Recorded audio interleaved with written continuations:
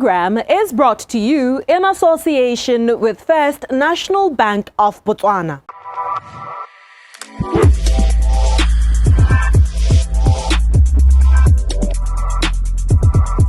What's in the briefcase?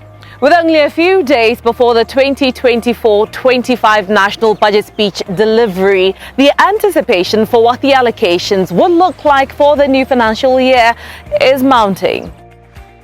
Through the previous budget, the government intended to focus on investing in economic and social infrastructure required to support economic activities to achieve high income status by 2036 and social protection initiatives.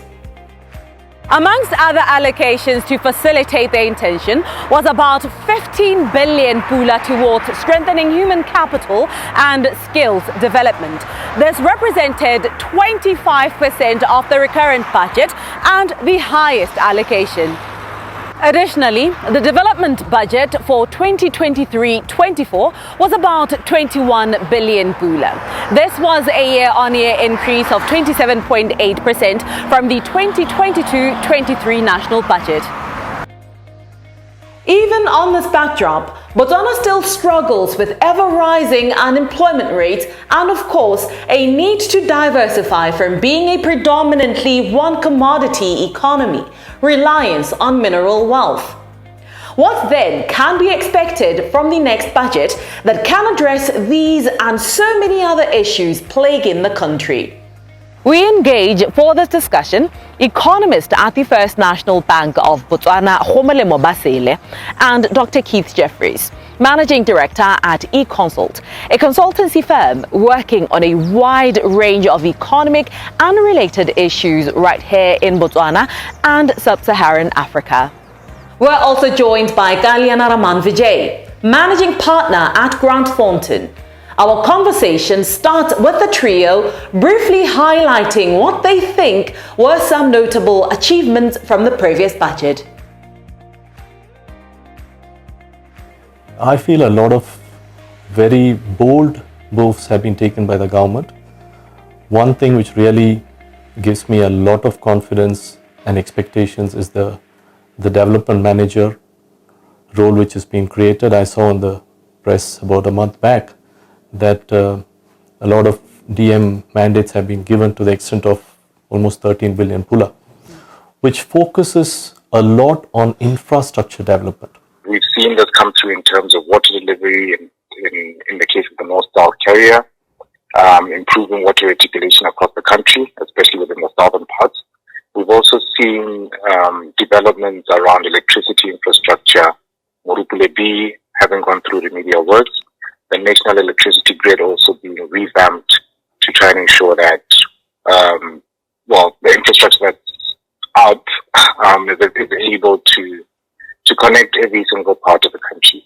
And I think other key areas that we also saw the budget being allocated to was to try and deliver, reliable ICT infrastructure. So given our drive to become a knowledge-based economy, that's one key component which the government has been focusing on to ensure that the quality of internet being provided to businesses and homes is of the highest quality. It's important to bear in mind that the biggest single item of government spending by type rather than by sector is the wage bill. And of course, government employs directly or indirectly around 150,000 people, which is a very big proportion of the formal labor force.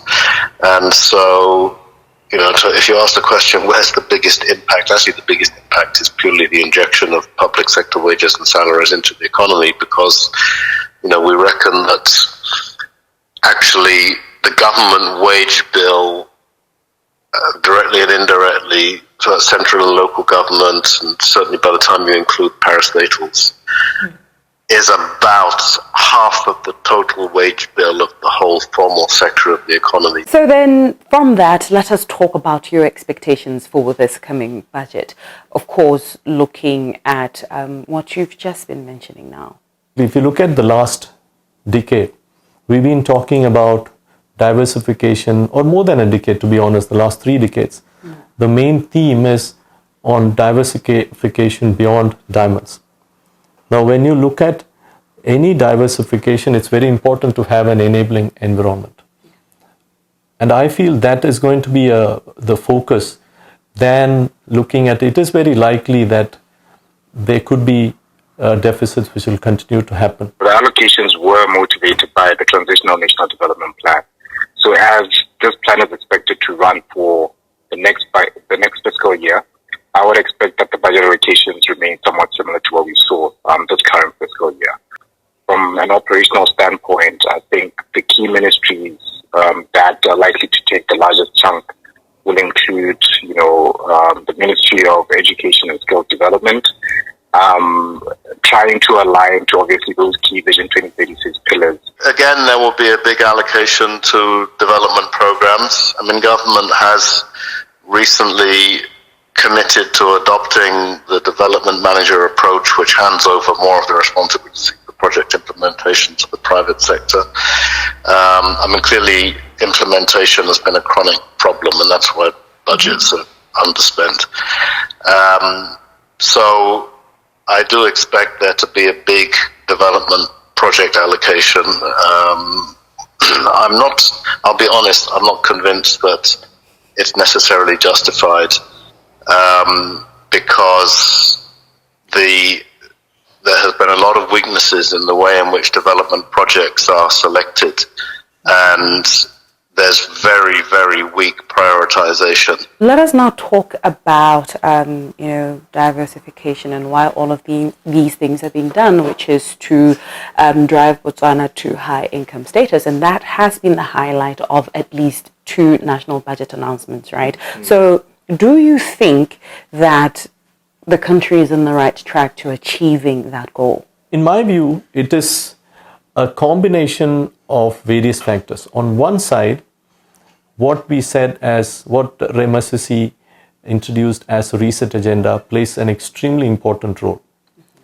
The second aspect is you'll recall that for 23, the development budget is the maximum ever done by Botswana. The third aspect is the investment which is being put in terms of digitization of the country. Because we cannot be carrying on and say we need to grow, but we do not have the right infrastructure for us to grow. And most importantly, the most recent campaign, which is the mindset change. Now flip the other side of it, the indication aspects which needs to be up is number one, the unemployment aspects. We do see in the State of Nation address very encouraging aspects of what government is doing. On the same note, the implementation of this is going to have a huge impact in answering the high income status. Because it cannot be one-sided. As long as the opportunities go wider, we will start seeing the difference much better. So effectively, it cannot happen by focusing on one segment.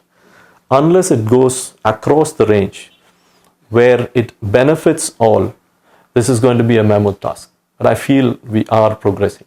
If you look at recent growth rates, and if you just extrapolate those growth rates into the future, we will not reach high income status by 2036. We would reach it at some later date, but not by 2036. So it requires, turbocharged growth. Mm-hmm. And I'm not convinced as yet that we've taken, so what that means is that business as usual is not going to work. Yeah. If we just continue on the basis of the old growth model, which is based on diamonds and public spending, that old growth model will not take us to high income status by 2036. So, yes, there are things being done, but they're not yet showing up in higher growth rates. Mm. So I think that let me just say I'm going to dodge answering your question.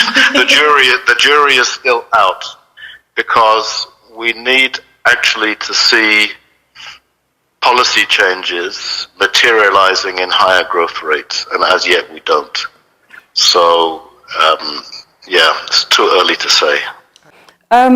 So with all of that, what key learnings do you hope from the previous budget informed this new budget of 2024-25?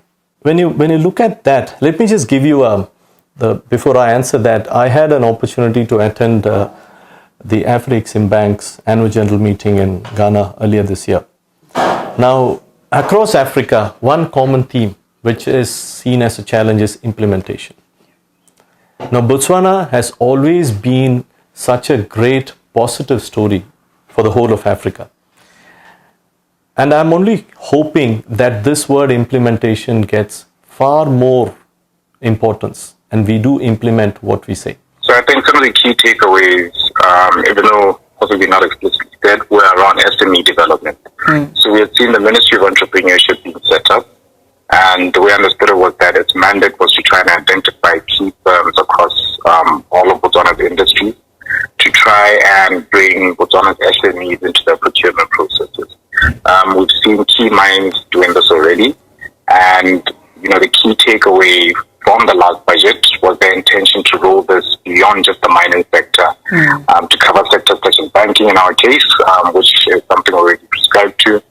But over the medium term, I would expect that this will be essentially ramped up across all industries and create a more sustainable growth profile for Botswana. There needs to be a more critical eye on spending, such that it is designed to, as I've just mentioned in response to your last question, turbocharge the growth rate, and that may be like cross-border transport infrastructure to support the export-led growth agenda. Or it could be things like investment in making sure we have all key border posts are open for 24 hours. All of those things that will help trade, because I do believe that our only way to high income status is through an export-led growth model. And so we have to make sure that spending is focused specifically on that type of enhancing that type of growth.